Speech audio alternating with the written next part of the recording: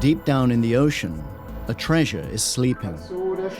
It is full of metals that we need desperately.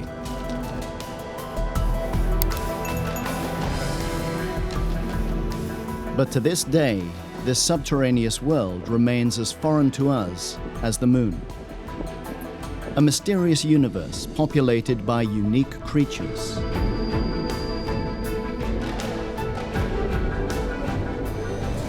And yet, the industrialization of the deep sea is imminent.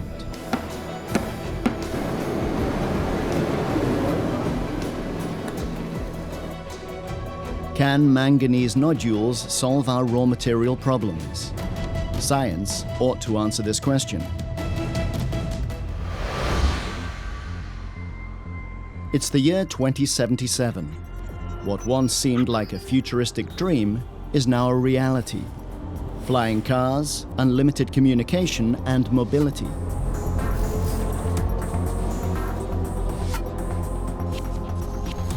From another perspective, however, we've become even more dependent on the metals that make our nice lives possible.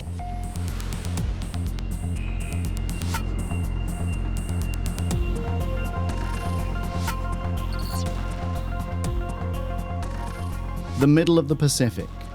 A good 60 years ago, we saw a way out of the raw materials crisis here. Today, an old research vessel sails across the area that Germany, the economic powerhouse, is supposed to save. It was once here already on its maiden voyage. Even back then, the markets were nervous, as metals were becoming in ever shorter supply.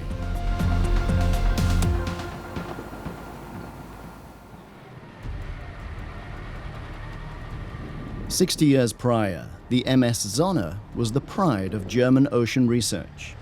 The new research vessel from the Kiel Center for Oceanic Research, GeoMar, is on the verge of its very first exploratory trip, which is set to take several months.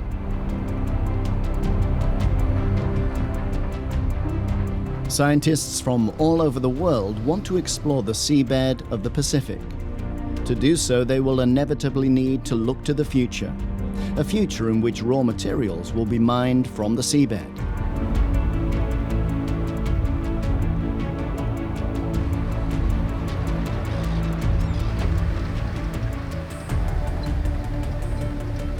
What will happen to this untouched part of the Earth when people start to intrude here?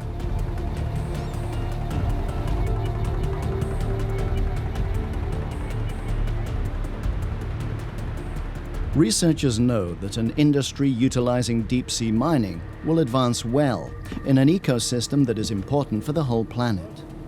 The geochemist Matthias Heckel has worked with this unique world for decades.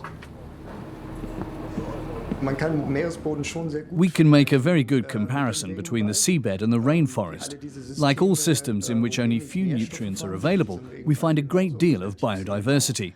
This is the case in the rainforest and in the deep sea alike. That means there are very few individuals and species, but with great variety amongst them.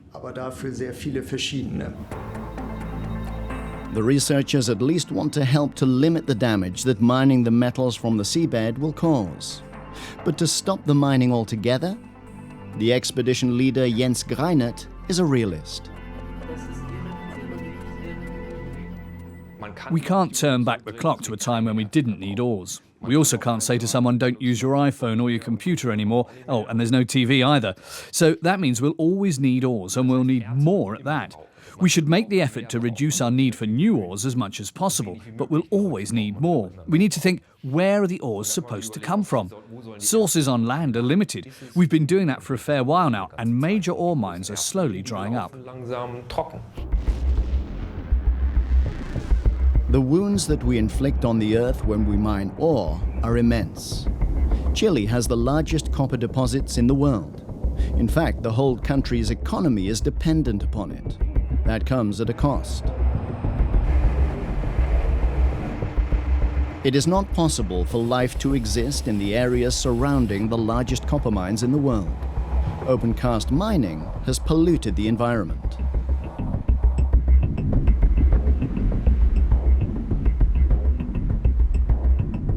What's more, just a few states are responsible for mining many ores. For example, China, which has a virtual monopoly on the rare earth metals that are vital for computers and mobile phones. Prices soared beyond measure when, in 2009, the emerging Chinese economy decided to no longer sell rare earth metals to other countries. Rare earth metals: copper, nickel, cobalt, and chrome. Without these non-ferrous metals, our entire modern technology world would collapse. They're found in every electrical device. We can no longer imagine our lives without them. What's the solution? Preaching on cutting down our consumption and making the smartphone generation responsible is just too short-sighted.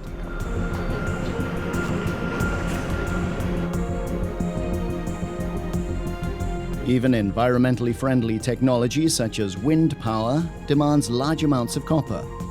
Around 30 to 60 tons of copper are built into every wind power plant.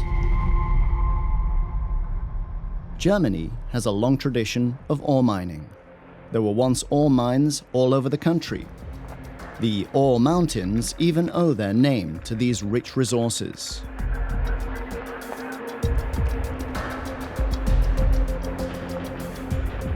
Ores were mined in Germany up until the 1970s, and even until after the fall of the Berlin Wall in East Germany.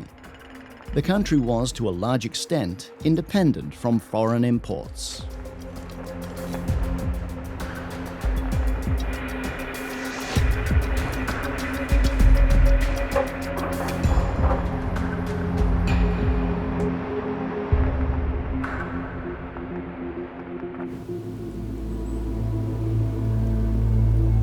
But the mines have long since been abandoned. The concentration of ores in the earth is in too short a supply compared to the mines abroad. Only ruins, traditions, and memorials are left as reminders of the mines.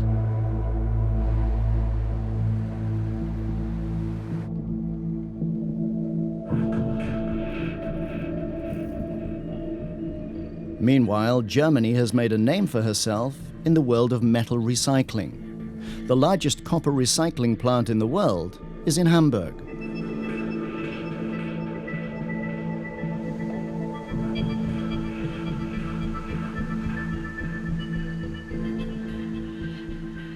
Nowadays in this country, up to 43% of copper is reused, an astoundingly high rate that remains unparalleled elsewhere.